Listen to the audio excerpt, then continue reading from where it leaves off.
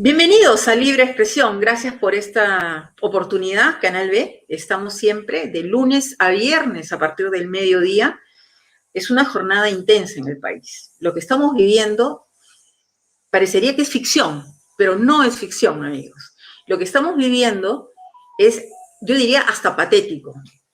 Hace muchísimos años en el Perú, desde el 17 de mayo de 1980, cuando Sendero Luminoso, grupo terrorista, desató una guerra feroz contra el Estado peruano, el país, todos nosotros, no estábamos preparados para poder enfrentarlo. Y seguramente muchos miembros de las Fuerzas Armadas, muchos miembros de las Fuerzas de la Policía Nacional, nos podrán explicar en los próximos días en nuestro programa lo que ellos vivieron, cuando tuvieron que aprender a poder enfrentar al grupo terrorista Sendero Luminoso, que dejó en nuestro país miles de muertes, destrucción, atraso. Quienes hemos vivido esas épocas no podemos olvidarlo.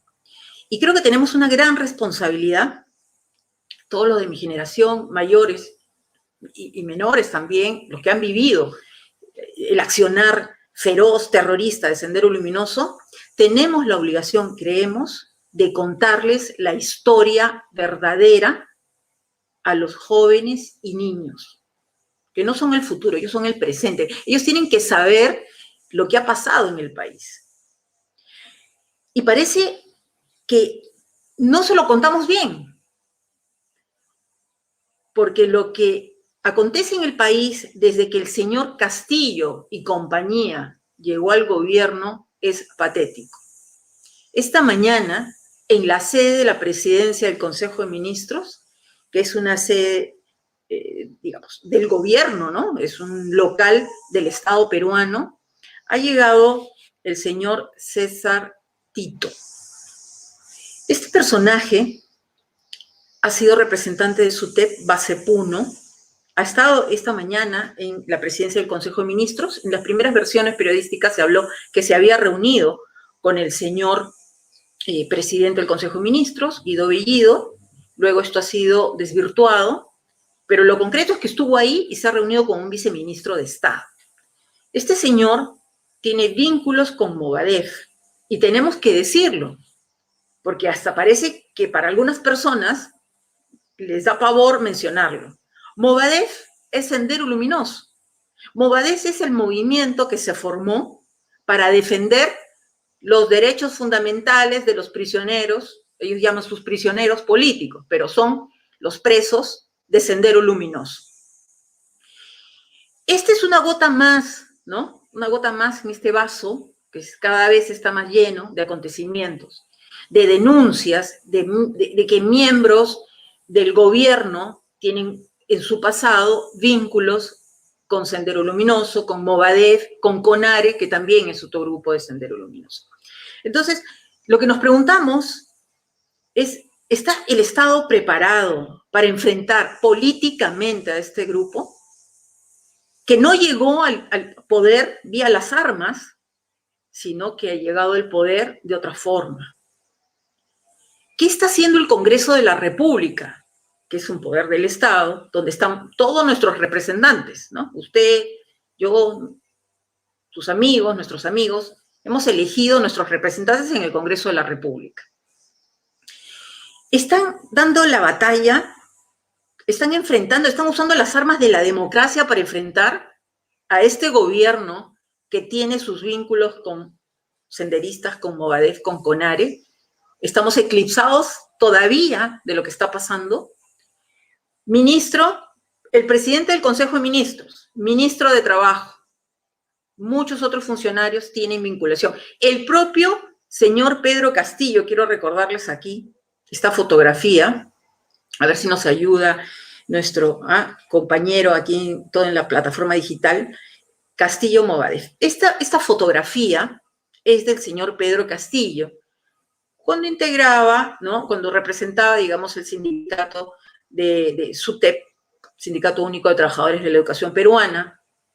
Y fíjense ustedes cómo él, junto con las personas con las que parte su ideología, lanzaba arengas contra el Estado peruano. Esa es una fotografía, pero en su momento vimos las imágenes. Bien, el señor Castillo no ha cambiado en su pensamiento. Él dice, no somos comunistas, no somos terroristas, nos terruquean, pero no nos estamos terruqueando. Los periodistas que estamos hablando y denunciando desde hace mucho tiempo estas vinculaciones, no terruqueamos. Y junto a ellos están los investigadores, están los analistas políticos, que son las personas a las que nosotros queremos invitar en el programa para hacer un análisis de lo que pasa en el país. Y estas personas no están terruqueando. Nuestro invitado, para empezar nuestro programa esta mañana, es el doctor en Derecho por la Universidad de Berkeley, Óscar Sumar, director de la Asociación Civil Regulación Racional. Él nos acompaña, le vamos a dar la bienvenida y el agradecimiento desde ya por estar con nosotros. Bienvenido, Óscar, gracias por estar con nosotros. Claro, muchas gracias a ustedes, Gloria, por la invitación. Muy bien, Óscar. Quiero que nos ayudes a entender y compartir con nuestros amigos que nos siguen en Libre Expresión a través de Canal B, el canal del Bicentenario, a entender lo que está pasando en nuestro país. Porque leemos, nos enteramos cada día de noticias y esto supera la ficción, pero esto es peligroso. ¿Qué le pasa a la democracia peruana? Yo quisiera comentar rápidamente un tuit que tú pusiste. Yo invito a mis amigos también a seguir a Óscar Sumar a través del Twitter. Y Óscar se preguntaba esta mañana, ¿qué le pasa a esta gente en serio? ¿Qué nos pasa como país que no solo aguantamos, sino le damos el gobierno a filoterrucos o directamente terroristas? Tú te preguntabas esta mañana en un tuit en el que mencionabas al ministro de Salud, Hernando Ceballos, quien parece que se ha olvidado que el mismo Ceballos, hace algunos años, hablaba de que el número 2 de Sendero Luminoso no habría ningún problema con que trabajara para el Estado peruano. Óscar, ¿qué nos está pasando? ¿Qué estás viendo tú en la realidad peruana? Sí, bueno, creo que has hecho un excelente resumen para empezar. Ya yo creo que lo que está pasando actualmente, aunque suene muy duro y la realidad es incluso más dura que lo que suena, es que nos está gobernando Sendero Luminoso, ¿no? Que es prácticamente la peor pesadilla que podría tener algún peruano con conciencia, con moral y que sea una persona razonable, que no le haga el juego al terrorismo, que es la peor lacra que ha tenido el país. No ha habido ninguna experiencia ni ninguna crisis más fuerte en Perú que el azote de terroristas que, a diferencia de lo que dicen muchos en la izquierda, en realidad no usaban el terror como un medio para alcanzar el poder, sino que utilizaban el terror como un fin en sí mismo, ¿no? Eran personas que se dedicaban a asesinar, a secuestrar, a poner bombas, y esa era su actividad. De hecho, tenían como un fin paralelo también en algún punto alcanzar el poder, pero la violencia y el terror era para ellos un fin en sí mismo. Luego estas personas sufrieron, digamos, el revés del combate que hizo sobre todo Alberto Fujimori, ¿no? Gracias a él, a la policía, a las Fuerzas Armadas y también a la ciudadanía, a las rondas campesinas y a personas que también, sin ser parte de las Fuerzas Armadas, enfrentaron a Sendero Luminoso y al MRTA, finalmente se les venció, por lo menos aparentemente, o hasta cierto grado, ¿no? Fueron minimizados militarmente, digamos. No, lamentablemente no desaparecieron del todo, pero sí fueron minimizados. Y en ese momento, como ya se ha dicho, Sendero Luminoso cambió de estrategia y dijo, vamos a tratar de lograr el poder, ya que no tenemos milicia ya fuerte funcionando, nos han desarmado, entonces vamos a conseguir el poder por medio de la participación política.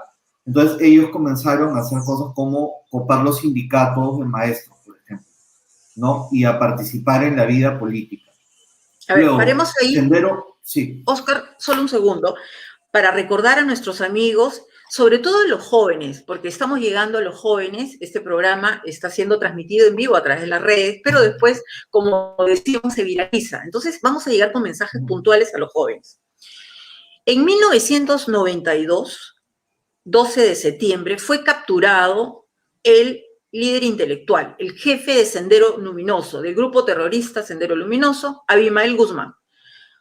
Fue capturado en la ciudad de Lima, en una zona del distrito de Surquillo, y desde ahí empezó, digamos, el debilitamiento al que tú te refieres. Pero esa captura fue posible gracias al trabajo de la inteligencia de la Policía Antiterrorista Peruana de la DIRCOT. Pero se produjo después de que el entonces presidente Alberto Fujimori había perpetrado lo que llamamos, lo que conocemos como un autogolpe de Estado el 5 de abril del 1992. Pregunta concreta, Oscar. La captura de Abimael Guzmán, de sus lugartenientes, en su momento de Víctor Polay Campos, jefe del MRTA, hubiese sido posible sin este procedimiento, sin esta violación del Estado de Derecho, del golpe de Estado de Alberto Fujimori? No lo sé, no tengo una respuesta a eso, tal cual. Yo creo que bueno, en verdad no lo sé, Gloria. O sea, no tengo una respuesta tal cual a esa pregunta, no me la he planteado y creo que cualquier respuesta que dé acá sería completamente especulativa. Lo cierto es que Fujimori hizo lo que él consideró necesario en ese momento para restablecer el país en términos económicos y en términos de violencia, e independientemente de cómo podamos juzgar eso desde el punto de vista legal o ético, que en realidad yo no tengo una respuesta concluyente, lo cierto es que sí fue efectivo, ¿no? O sea, sí fue efectivo, digamos, los pasos que hizo Fujimori en ese momento para restablecer la economía del país que pasaba por la peor crisis de su historia. O sea, en ningún momento la economía peruana había estado tan mal como en 1990. Era la peor crisis económica de la historia del país. Y pasábamos simultáneamente por la peor crisis política de la historia del país también, porque teníamos un grupo radical de izquierda que ponían bombas, secuestraban personas y mataban personas todos los días. Entonces, recordemos también, Oscar, sí. Fujimori tomó decisiones que nosotros en realidad es muy difícil juzgarlas porque no te podemos regresar al pasado y ver qué hubiera pasado si es que Fujimori no hacía ese autogolpe. No sabemos, en verdad. Pero lo que sabemos es que Fujimori hizo ese autogolpe, luego se enactó una nueva constitución a través de una asamblea constituyente, luego Fujimori hizo determinados actos en base a esa nueva constitución y Perú salió de la crisis económica y salió de la crisis política. Eso es lo que, o sea, objetivamente ocurrió. Muy bien, pero objetivamente también recordemos que 1992 fue uno de los peores años de la acción terrorista en el país y en Lima, porque en 1992 tuvimos la bomba, el coche bomba en Tarata, en Miraflores, contra la sede del Canal 2, Latina, actualmente, contra, me acuerdo, el local de Solgas en la avenida Javier Prado, o sea, una serie de hechos terroristas con víctimas. El avance de Sendero Luminoso hasta 1992 es algo que es verificable, ¿no? Lo podemos constatar, sí. De eso sí podemos hablar. Las cárceles... No, es parte de la estrategia de Sendero. Sendero buscaba cercar la ciudad. Sí. Que eran las cárceles. Era una lucha que... Sí, bueno, tenían las cárceles populares, entre comillas, donde secuestraban empresarios. Un empresario que secuestraron y encontraron luego con 40 kilos de peso. Fíjense, o sea, el peso de un niño de 10 años, ¿no? Luego acribillaban a policías, militares, a jefes de los altos mandos. De hecho, un tío, abuelo mío, que era general del ejército, Enrique López Alújar, y ex ministro de Defensa, además, fue acribillado, ¿no? por terroristas que ahora están libres, ¿no? Como Peter Cárdenas, que está en Suecia pasando la gran vida. Entonces, o sea, de hecho es una gente completamente sanguinaria y que sí, en ese momento tenían acorralado al Estado y estaban cerca de conseguir su objetivo de lograr el poder total del país, y además ya habían logrado su objetivo de aterrorizar a la población, ¿no? O sea, te estoy contando solo mi caso, pero mi caso ni siquiera es el peor. O sea, teníamos un tío abuelo que aparecía en la televisión como acribillado, mi abuela que vivía al lado del Canal 2 y tuvo heridas, heridas leves en realidad, pero sí fue un caso muy fuerte para mi familia también, que las ventanas de su casa le estallaran prácticamente en la cara y en el cuerpo a mi abuela que vivía al lado del Canal 2.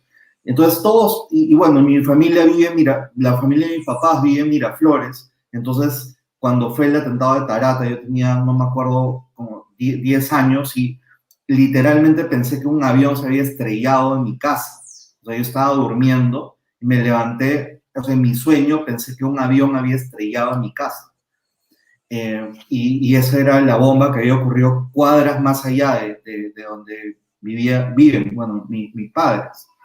Entonces, de hecho, sí era un momento completamente convulso y además la economía peruana está en un estadio similar al de Venezuela hoy, ¿no? De hecho, teníamos una hiperinflación gigantesca, colas, ¿no? Para comprar productos, desabastecimiento, y Fujimori hizo cosas que luego nos sacaron de esa crisis, de ambas crisis, ¿no? Pero luego, Gloria, yo te pediría solamente para poder terminar mi hilo de Sí, por favor. pensamiento sobre lo que ocurre hoy, es que Fujimori hizo esto, nosotros aparentemente hemos salido de esta crisis y hemos llegado a un cierto nivel de estabilidad y de, digamos, la economía ha crecido, ha mejorado casi todos los indicadores posibles. En Europa y en Estados Unidos se habla del milagro de la economía peruana, o sea, ya eso lo dice todo. Por otro lado, no había tanta violencia, ¿no? Casi se redujo a cero el nivel de violencia política en Perú, pero Sendero Luminoso lamentablemente ha continuado su agenda, ¿no? Ha continuado su agenda cambiando el rubro, ya no violencia tal cual en la mayoría de casos, sino tratando de ir copando instituciones, y han sido exitosos en hacerlo. Y yo acá tengo que decir que eso ha sido hecho también con ayuda de una parte de la izquierda en Perú, una izquierda urbana, una izquierda citadina, que llamamos la izquierda caviar, que tiene unos personajes que son claves, ¿no? Unas agrupaciones ahí alrededor de, por ejemplo, el Instituto de Defensa Legal, que han tenido un papel clave en posibilitar que este avance de Sendero Luminoso, ¿no? Entonces, hemos llegado al punto donde Sendero Luminoso se ha fortalecido, no de una manera tan visible como en los años 80 o el comienzo del 2000, pero de una manera que ha sido indetectada, o por lo menos o ha pasado desapercibida, por lo menos para la mayoría de nosotros. Pero luego ellos postularon para ser un partido político, o sea, Sendero Luminoso, ya en el 2012 buscó postular a Y no cargos lo públicos. logró. Uh-huh. No, la Defensoría del Pueblo, con muy buen criterio, en ese momento dijo, Sendero Luminoso no puede participar en la vida política del país. Y el Jurado Nacional de Elecciones le dio la razón a la Defensoría y le prohibieron la participación política a Sendero Luminoso. Pero luego Sendero lo que hizo fue una estrategia de cambiar el nombre, ya no se llamaba Movadef, sino se llamaba Perú Libre. Quitaron la referencia al presidente Gonzalo, lo cambiaron por Mariátegui, pero en el fondo sigue haciendo exactamente lo mismo, ¿no? Y esto, o sea, yo creo que en verdad una negligencia que linda ya con la complicidad ha sido dejado pasar por el Jurado Nacional de Elecciones. Oscar, ¿no? Perdóname, sí. ¿Perú Libre es Movadef? ¿Movadef es Sendero Luminoso? ¿Es lo que nos quieres decir? Sí, o sea, yo no tengo ninguna duda al respecto. Hoy día nos gobierna Sendero Luminoso, que es el mismo Sendero Luminoso que intentó participar en las elecciones en el año 2012, no pudieron hacerlo, luego cambiaron su nombre, cambiaron algunas cosas en su plan, pero es la misma gente ahí, es o sea, no es que la gente que está hoy día en el gobierno está relacionada al terrorismo, relacionada a Sendero Luminoso, sea una casualidad que esté ahí. O sea, a mí me parece inaudito, en verdad, que hoy día pensemos que eso es una casualidad. No lo es. Eso es insólito. Es un trabajo de años que ha logrado sus frutos. Es así de simple. Oscar, tú como investigador, como analista político, has redactado, has hecho un informe a través de Regulación Racional, un informe titulado Justificación de la vacancia de Pedro Castillo, volumen 1. Yo quisiera que, aprovechando estos minutos que nos quedan de entrevista, Es un documento que yo considero que es muy importante, jóvenes. ¿Ah? Los que nos están escuchando ahora y cuando nos puedan escuchar en su momento, porque pueden seguir el programa, va a estar colgado, queda colgado en las redes de Canal B, el canal del Bicentenario. Lean este documento, por favor, tiene 17 páginas, justificación de la vacancia de Pedro Castillo. Pero aquí es donde quiero apelar a la capacidad de resumen de Óscar para que nos diga de qué se trata. ¿Por qué para ti procede la vacancia de Pedro Castillo, Óscar? Mire, primero habría que definir qué cosa es incapacidad moral permanente.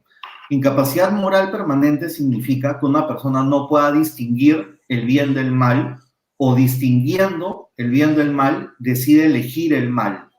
Entonces, eso de hecho necesita concretarse en actos, ¿no? Entonces, lo que nosotros decimos es que hay 3 grupos de actos donde Castillo ha demostrado que no puede distinguir el bien del mal o haciéndolo elige el mal.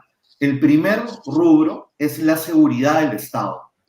Tener a personas vinculadas al terrorismo en la seguridad, vinculadas al terrorismo como ministros de Estado con acceso a los secretos del Estado es una vulneración a la seguridad de todos los peruanos. Yo no quiero que una persona o ningún ciudadano debería querer que una persona vinculada al terrorismo tenga acceso a las Fuerzas Armadas del país, a la policía del país, a las relaciones exteriores del país, al historial médico de todos los peruanos, a las planillas de todos los peruanos.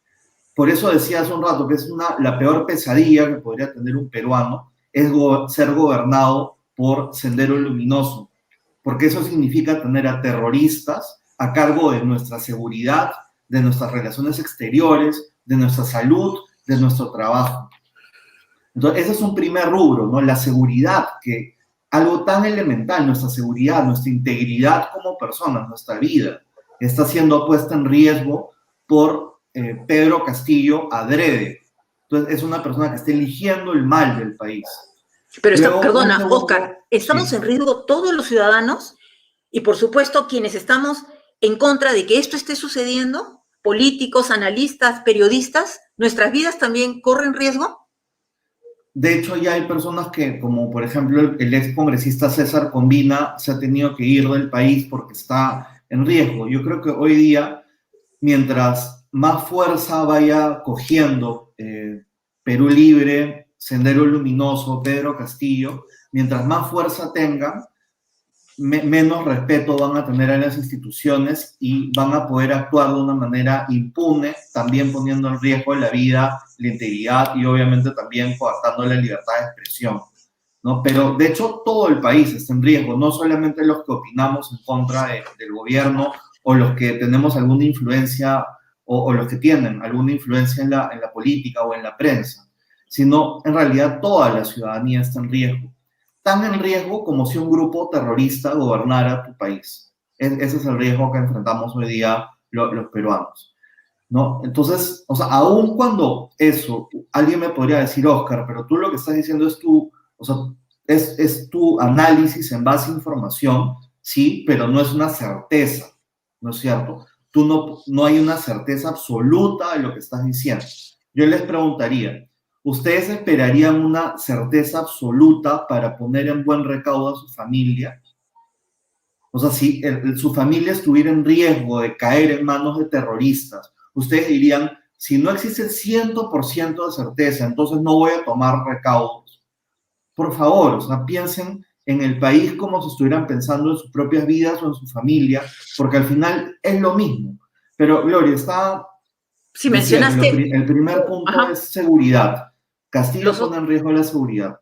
Segundo punto, pone en riesgo la economía del país. ¿Por qué? Castillo es alguien que propone políticas comunistas que van en contra de la Constitución del 93 y al hacer eso está poniendo en riesgo el empleo, la salud, la educación, todas las cosas que son necesarias para tener una vida digna en el país. Entonces, cada vez que él anuncia, por ejemplo, por decirte una cosa nada más, que no es seguro que vaya a poner a Velarde en el BCR, porque le van a poner condiciones para que él acepte a un determinado directorio, y si no lo acepta, lo sacan. Velarde fue nombrado hace poco el mejor banquero central del mundo. Belardo es una garantía de la estabilidad económica del país que se logró justamente gracias a Fujimori al derrotar a Sendero Luminoso en el 90. Pero no lo ha confirmado. En contra de eso. No lo ha confirmado, con lo cual el clima de incertidumbre se mantiene. Claro, y eso hace que, o sea, por lo menos contribuye en buena medida a que los precios se eleven, porque a su vez la moneda peruana se sigue devaluando. Entonces, de hecho, Castillo está haciendo todo eso a propósito. No es que él no sepa que eso va a ocurrir. Eso bastaría con que él lea la prensa un día, que consulte con una persona que no sea comunista o que no sea un inepto en economía, como Franke, que le consulte a una persona sobre los efectos de lo que él está haciendo y se los diría en media hora, Gloria, en media hora. Oscar, el tercer punto, ¿cuál sería? Él decide no hacerlo. El tercer punto es la violación de la democracia, ¿no? Él ha afectado la seguridad, la economía y la democracia. La democracia, ¿por qué? Porque, o sea, para concretizarlo, podría decir muchas cosas, pero para hacerlo más concreto, él juramentó en base a una proclama ciudadana antes de ser elegido presidente. La proclama ciudadana de instituciones como transparencia, el arzobispado. De hecho, fue un momento solemne en el que él se comprometió a respetar la democracia en base a 12 juramentos. Uno de esos juramentos, ¿sabes cuál era? Por ejemplo, por decirte uno, nada más, él ha violado los 12 juramentos, pero uno de ellos era no modificar la Constitución en base a un procedimiento que no estuviera actualmente contemplado en la Constitución. Él sigue recabando firmas para modificar la Constitución del 93 en base a un referéndum para convocar una asamblea constituyente. Ese procedimiento no solo es ilegal porque no se puede convocar un referéndum para modificar completamente la Constitución, sino que además la asamblea constituyente no está contemplada como un mecanismo para modificar la Constitución de acuerdo al 206. Y cualquier persona que siga diciendo eso está yendo contra la Constitución política del Perú. Y como lo estás diciendo, es ilegal, es inconstitucional. Sí, él está haciendo un procedimiento cuando Transparencia, el arzobispado, etcétera, le dijeron, para que seas presidente, jura que no vas a cambiar la Constitución en base a un procedimiento que no aparezca en ella. Y Castillo juró que no lo iba a hacer. Dijo, no voy a modificar la Constitución en base a un procedimiento que no se encuentra actualmente en la Constitución. Sin embargo, es exactamente lo que está haciendo. Y con eso, entre otros 12 juramentos y varias cosas más alrededor, él demuestra fehacientemente que no le interesa la democracia. Y ese es un punto, como te digo, también su vinculación con los dinámicos del centro. El nunca haber deslindado de Cerrón, que obviamente nunca lo iba a hacer porque son socios. El haber amenazado a la prensa. Hoy día, de hecho, el periodista que es el mayor periodista de oposición del país actualmente, que es Beto Ortiz, no puede vivir en Perú. Entonces, y todo esto, Gloria, en 30 días. Entonces, hay gente que dice, es muy pronto para vacarlo. Yo lo que digo es, de hecho, no es muy pronto. Mientras más tiempo permanezca Castillo y Sendero Luminoso en el poder, más fuertes se van a hacer y en pocos meses me temo que va a ser imposible vacarlo. No va a haber forma de vacarlo. Entonces nunca es muy pronto para liberarte de Sendero Luminoso en el gobierno. Nos quedamos ahí, Oscar, te agradecemos muchísimo por tu participación. Insisto, ya tenemos a nuestra siguiente invitada esperando en la antesala, pero quisiera agradecerte y compartir nuevamente con nuestros televidentes, que nos siguen, nuestros seguidores en las redes, para que por favor revisen y lean este informe de 17 páginas que ha elaborado Oscar Sumar. Está colgado en la página regulacionracional.org. Hay un link especial, justificación de la vacancia de Pedro Castillo. Ahí lo estamos viendo en pantalla. Ahí se están dando las razones, muy explicadas, seriamente explicadas por Oscar Sumar. Te agradecemos mucho, Oscar. Estoy segura que te vamos a tener próximamente para que nos sigas ayudando a entender lo que pasa en el Perú, alertando a la sociedad civil y a la clase política, que a veces parece que está dormitada. Muchísimas gracias. Gracias a ustedes por la invitación. Gracias, Gloria. Hasta luego. Gracias, Oscar. Bien, esto es lo que está pasando y parece que algún sector o varios sectores de la oposición no logran entender lo que pasa en el país. Ya lo dijo Oscar Suma. Esto es peligrosísimo. Esto es peligrosísimo. Bien, vamos a hablar de nuestro siguiente tema antes de invitar a la persona que hemos convocado esta mañana, una amiga, una guerrera, le hemos dicho, siempre lo mencionamos, es una guerrera. Se trata de la doctora Mónica Yaya, militante aprista, expresidenta del Tribunal del Organismo Supervisor de Contrataciones del Estado y es presidenta de la Asociación Tarifa Justa y Bienestar Social. Le vamos a dar la bienvenida. Adelante, Mónica. Gracias por estar con nosotros. Buenos días, Gloria. Buenos días a todos los seguidores de este gran programa. Es un gusto conversar con ustedes. Gracias a ti, Gloria. Gracias, Mónica. Te convocamos para hablar sobre la participación de la mujer en la vida política. Quisiera arrancar diciendo lo siguiente. Ha sido convocado para la próxima semana por la Comisión de la Mujer el presidente del Consejo de Ministros, Guido Bellido, por la denuncia de la tercera vicepresidenta del Congreso, Patricia Chirinos, quien lo ha acusado a Bellido de haber sido, ¿no?, un acosador, prácticamente un acosador político, por una frase terrible que es para el olvido, pero tenemos que hacer desde aquí nuevamente, ¿no es cierto?, una condena de lo dicho por Guido Bellido. ¿Cuál es tu impresión sobre este aspecto, Mónica? Ciertamente no solamente es penoso, lamentable, sino preocupante que no se trate de cualquier ciudadano peruano, sino del primer ministro, de quien ocupa el cargo de premier. Y sus palabras significan una especie de normalización del ataque a las mujeres. Está dando además un muy mal ejemplo a los niños y a los jóvenes y está haciendo creer a las niñas que en estos momentos están en desarrollo que el destino de las mujeres es el de ser violadas, ¿no? Yo quisiera retroceder un poco en lo que la congresista Chirinos dijo que escuchó de parte del señor Guido Bellido. El señor Guido Bellido, tengamos en cuenta que no solamente empezó su agresión a una mujer peruana y a las mujeres peruanas en general, cuando concluyó que lo único que faltaba a esa señora, que era su interlocutora, era que sea violada. Guido Bellido empezó su ataque a las mujeres desde antes, por eso. Desde hace mucho. Esos tweets de los años 2016, 2017, 2018, en donde él cree que las mujeres somos un objeto de pecado, una obstaculización, que tenemos la culpa de muchas cosas, ¿no? Ayer, por ejemplo, en el programa de Nicolás Lucar, dijo que los culpables de que en estos momentos esté subiendo el gas son precisamente los que están marchando, refiriéndose a las marchas de las mujeres apristas, porque mencionó al APRA, refiriéndose a las marchas de las mujeres apristas pidiendo su destitución. Realmente el señor Guido Bellido reúne todas las características de los cobardes que abusan de las mujeres, que termina victimizándose y culpando a las mujeres de lo que él hace mal, porque ellos llegaron al gobierno, señalando que tenían el equipo necesario para, según ellos, sacarnos del atraso, de la pobreza en la que estábamos viviendo. Y termina culpándonos a quienes estamos pidiendo su destitución. ¿Quiénes hemos pedido su destitución? ¿Quiénes salimos a marchar? Las mujeres. Y menciona al APRA. Se está refiriendo específicamente a las mujeres apristas. Pero otra cosa, retornando a lo que le dijo a la señora Chirinos, Guido Bellido dijo algo extremadamente preocupante y de lo que poco se ha hablado. Realmente hasta ahora no lo he escuchado.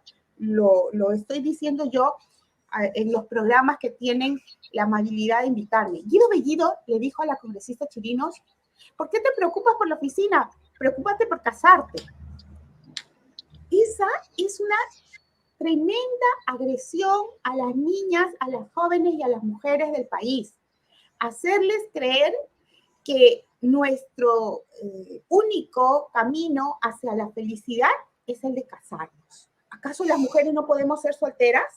¿Acaso a los varones, que son nuestros amigos, que son nuestro complemento, alguien les dice que tienen que casarse? No, pero ese pensamiento, esa forma de actuar y de hablarle a la congresista Patricia Chirinos, y también de los mensajes que ha dado en Twitter y que han rescatado los colegas, simplemente está reflejando a una persona misógina. Directamente hay que decirlo, ¿no? Que odia a las mujeres. Una que nos tiene, que nos cree que somos, ¿qué? Objetos. Que odia a las mujeres, que cree que somos un objeto sexual, y a mí me llama muchísimo la atención que las pseudofeministas que salen a protestar por cualquier cosa ahora no estén desnudas caminando en la calle como lo hacían contra cualquier otro político. ¿Y por qué no están, Mónica? ¿Por qué esos grupos de feministas que dicen defender los derechos de todas las mujeres, ¿no? Porque tiene que defender los derechos de todas, no solo selectivamente de algunas. ¿Por qué no salen? ¿Qué pasa con ellas? Porque en realidad para ese grupo de pseudofeministas, las mujeres somos un objeto de negocios, ¿no? Ellas se financian a sus ONGs utilizando la figura de la mujer y haciendo creer que defienden a la mujer en general. Pero como en realidad lo que ellas defienden es un negocio y a quien les asegura el negocio, ¿no? Cuando Guido Bellido, cuando el gobierno ataca a las mujeres, no salen a defender a las mujeres atacadas por el gobierno, porque para que ellas reciban financiamiento en sus ONGs necesitan el visto bueno del Estado peruano. Si ellas atacan, ¿no? Se enfrentan, les cortan. Responden, se enfrentan, protestan por las agresiones a las mujeres, si esta agresión ha venido de un funcionario público tan alto como el premier o como el presidente de la República, ellas ya saben que el Estado no va a dar el visto bueno para que reciban el financiamiento internacional que reciben sus ONGs. Entonces, para estas personas, para estas pseudofeministas, las mujeres somos por eso la gallina de los huevos de oro, pero no para defendernos, sino porque somos las que utilizan para su negocio, para tener dinero de esta manera. Mónica, incluso el mensaje de la ministra de la Mujer, Anaí Durán, es genérico. No hay no se puede dirigir directamente a su jefe, que es Bellido, ¿no? Y habla que se investigue, ¿no? Las discusiones entre los autoridades políticas, pero no hay una feroz denuncia, ¿no? De lo que ha pasado. Entonces, la ministra de la Mujer tampoco nos va a defender. Porque hoy día es congresista Patricia Chirinos, pero mañana puede ser tú, puedo ser yo, puede ser nuestras hijas. Claro, la ministra de la Mujer debería tener la dignidad de renunciar a su cargo porque está visto que no tiene la fortaleza para enfrentarse al premier Guido Bellido y al presidente de la República para reclamar que se respete el derecho de las mujeres a ser respetadas.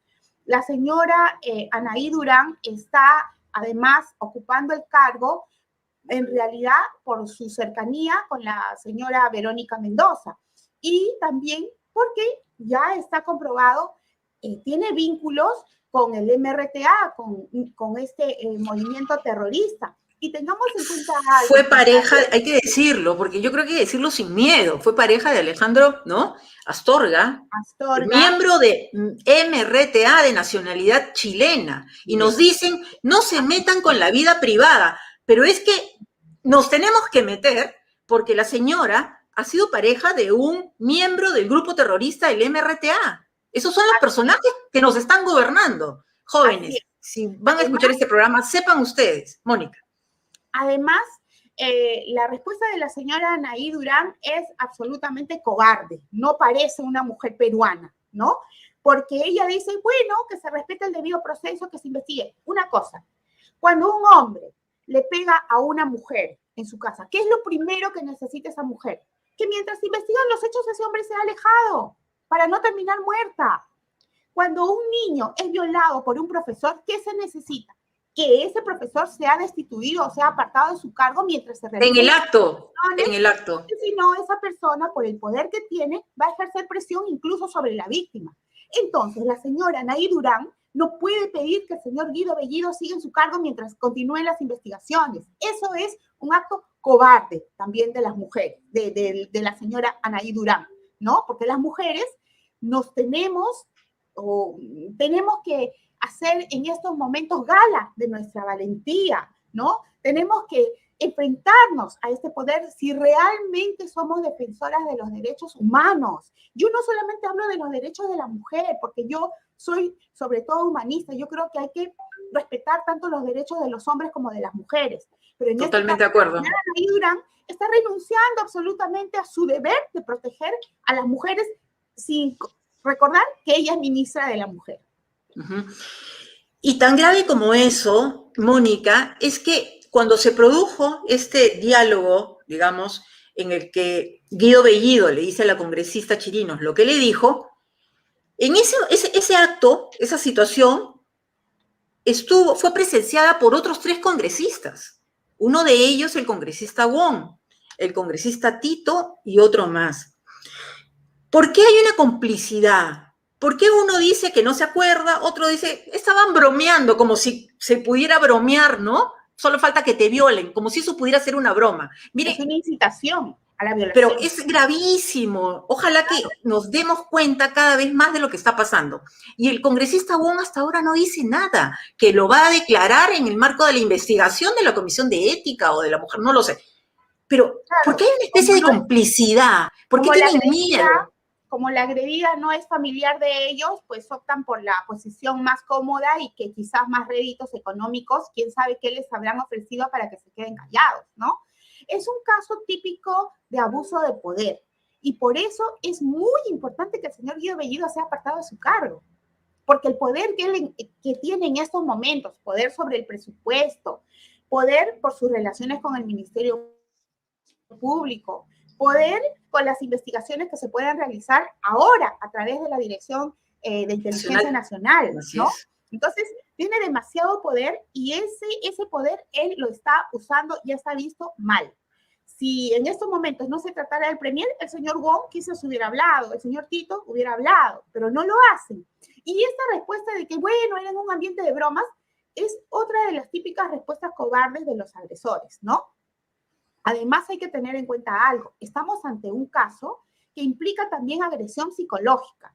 Yo no sé, Gloria, si a ti alguna vez te ha pasado, pero a mí sí me ha pasado que ante una falta de respeto, la primera reacción es quizás la de sorpresa y la de no saber qué hacer. ¿Por qué? Porque hay una agresión que anula el poder psicológico de contestar inmediatamente como se debe. Cuando y se ven las redes. Reacciona, a veces dice, oh, ¿qué pasó? Bueno, ahora digo, ¿qué te sucedió? Pero que la señora, si es cierto, si fuera cierto que la señora Chirinos se rió, contestó, todo el mundo se rió, yo creo que esa es más bien una prueba más de la agresión psicológica que sufrió, que no le permitió contestar en el momento como debía ser. Es inadmisible lo que está pasando, pero yo quisiera ahondar con Mónica lo siguiente. Más allá de esto, de estos sucesos, más allá de estas declaraciones, más allá de que tengan doctorado o no tengan doctorado, que tengan experiencia o no tengan experiencia los ministros y altos funcionarios del Estado, lo que aquí tenemos que preocuparnos es qué cosa hay detrás. Y nuestro invitado en el bloque anterior, Oscar Sumar, analista político, doctor en Derecho, nos estaba explicando que nos está gobernando Sendero Luminoso. Mónica, ¿tú compartes esa opinión? Sí, por ¿Tenemos supuesto. que decirlo directamente? ¿Alertar a los jóvenes y a la sociedad civil de lo que está pasando? Yo quisiera que los jóvenes nos escuchen y con la calma que necesita un análisis serio, evalúen lo que está sucediendo. En primer lugar, el pseudo profesor Pedro Castillo, que no se sabe qué ha podido enseñar porque ya está visto que ni siquiera puede dar clases de ortografía, igual que Guido Bellido. El pseudo profesor tiene reuniones con miembros de Movadef ligados a Sendero Luminoso, ¿correcto? El señor Guido Bellido se ha tomado fotos al lado de imágenes de la bandera comunista. ¿Por qué no se ha tomado, por ejemplo, una foto al lado de la bandera peruana? ¿No? Porque Sendero Luminoso odia al Perú, odia la camiseta peruana, odia la camiseta de la selección peruana, para que me entiendan mejor. Porque, según ellos, esa bandera es resultado o una creación de extranjeros en el Perú. Y eso no es terruquear. Y es por eso que cuando Sendero Luminoso llegaba a las comunidades más pobres del Perú, lo primero que hacían era tomar la comisaría y hacer que la bandera del Perú sea pisoteada y quemada para ellos colocar su bandera comunista, que esa es la bandera extranjera, esa es la bandera rusa. ¿Ok? Esa es la bandera del Partido Comunista que también es utilizada en Rusia. Entonces,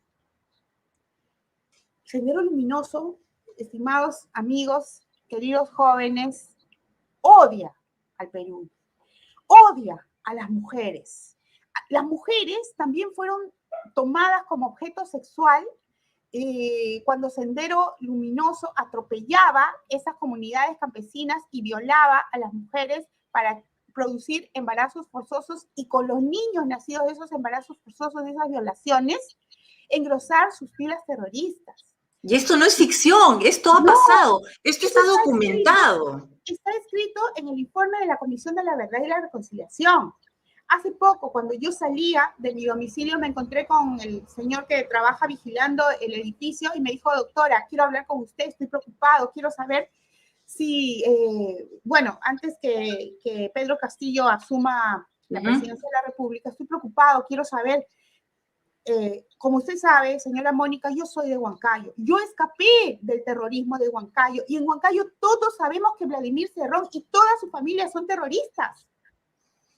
Yo me tuve que escapar porque a los 17 años querían secuestrarme para que forme parte de las filas de Sendero Luminoso. Nos reunieron a los jóvenes y nos dijeron, a partir de ahora, ustedes ya no tienen padre, no tienen madre, ustedes son hijos del pueblo y se vienen con nosotros. Él se escapó de madrugada de Huancayo a los 17 años. Me dijo, y los reclutaban para las escuelas populares, ¿no? Alejados de su familia, para que sean miembros del Partido Comunista del Perú, Sendero Luminoso, ¿qué es lo que es un partido proscrito. Exacto, pero ellos se exhiben como los dueños de la moral, ¿no? Y tienen el descaro de hablar de los partidos políticos legales, como en un momento lo voy a comentar. Pero ¿qué es lo que quería decir con este relato de este señor huancaíno? Que para Sendero Luminoso, la mujer, la madre, el padre, la familia, el Perú no valen nada. Las mujeres senderistas abandonaban a sus hijos. Es por eso que Elena Iparraguirre, teniendo hijos, los abandonó para irse con Abimael Guzmán, y esa es la historia típica de las mujeres senderistas. No les importan los hijos, no les importa la madre, el padre, la familia, el Perú, no les importa nada. Son fanáticos. El partido está por encima de todo. Jamás van a entender razones. Y es por eso que yo a los jóvenes les pido, antes de ponerse una camiseta comunista como del Che Guevara, antes de levantar el puño de la mano izquierda, sepan qué significan esos símbolos, qué es lo que están representando y a dónde los están llevando con el marketing que hacen de Edith Lagos, por ejemplo, en Barranco. Felizmente ya esa muestra creo que no se va a realizar. Entonces, increíble lo que pasó con él. Que aparentemente son, como dicen los jóvenes, open mind, ¿no? Realmente son introducciones psicológicas de símbolos terroristas que a la larga nos van haciendo daño. Así como cuando se cuida a los niños de lo que ven en televisión, también nosotros como jóvenes, como adultos, debemos cuidarnos de lo que copiamos, porque sin darnos cuenta estamos introduciendo en nuestra psicología símbolos terroristas y a veces los jóvenes hasta se sienten orgullosos de eso. Ignoran. Mónica. Ignoran absolutamente. Tú formas parte del partido aprista, lo hemos dicho, eres una guerrera en tu partido. El partido aprista no está en el Congreso en estos momentos. Sin embargo, yo quisiera saber ¿cuál es la actividad que está haciendo el partido aprista? ¿Cuál es la lucha política que está librando al interior del país? Porque también lo había dicho nuestro invitado anteriormente, Óscar Sumar, la sociedad civil, incluidos los partidos políticos, por supuesto, ha dejado espacios para que estas personas penetren con ese pensamiento, con esa ideología del grupo terrorista Sendero Luminoso. Se han infiltrado en los últimos años. Abimael Guzmán fue capturado en 1992, hace 29 años, y desde ahí se produjo efectivamente una debacle, digamos, en su estructura. Fue un golpe militar tremendo. Pero en lo político, en el terreno político, ¿qué lucha le corresponde dar al APRA y qué lucha está dando? Bueno, hay una frase de Víctor Raúl que resume nuestra vocación, ¿no? los apristas no necesitamos un cargo político para trabajar por el Perú, porque el APRA es un instrumento para servir a nuestra nación, de tal manera que estemos dentro o fuera del Congreso, nosotros tenemos que seguir trabajando. El APRA no es un partido electorero, como lo dijo nuestro líder Víctor Raúl Aya de la Torre. No estamos simplemente para ganar elecciones. El APRA ha nacido para hacer la conciencia del pueblo.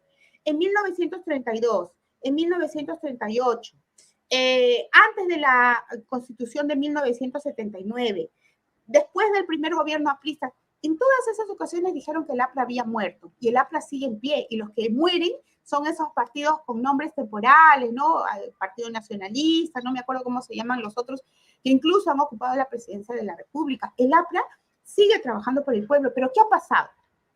Es cierto también que tenemos algunos temas al interior del partido por solucionar, temas formales, y lamentablemente el Jurado Nacional de Elecciones no ayudó a que la democracia se reine en las elecciones, en las últimas elecciones dentro del partido aprista. Y de eso tiene la culpa el Jurado Nacional de Elecciones, y ya hablaremos en otra ocasión de eso. Yo creo que todo eso formó parte de un plan vizcarrista.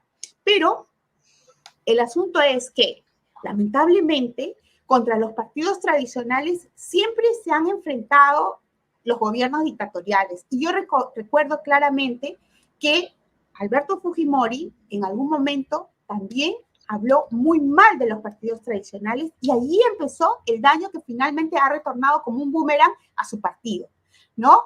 Y el partido aprista, por ejemplo, advirtió antes que gane Ollanta Humala la presidencia que Ollanta Humala representaba una propuesta marxista.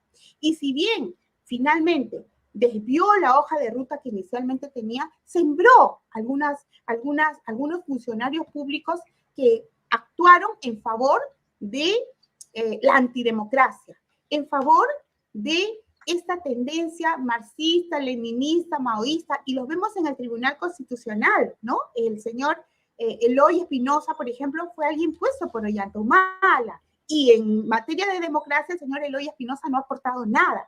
Pero lo peor vino luego con Vizcarra.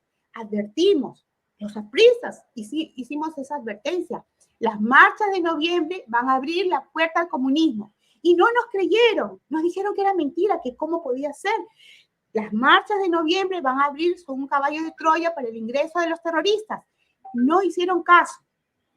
Mónica, perdóname, solo para recordar.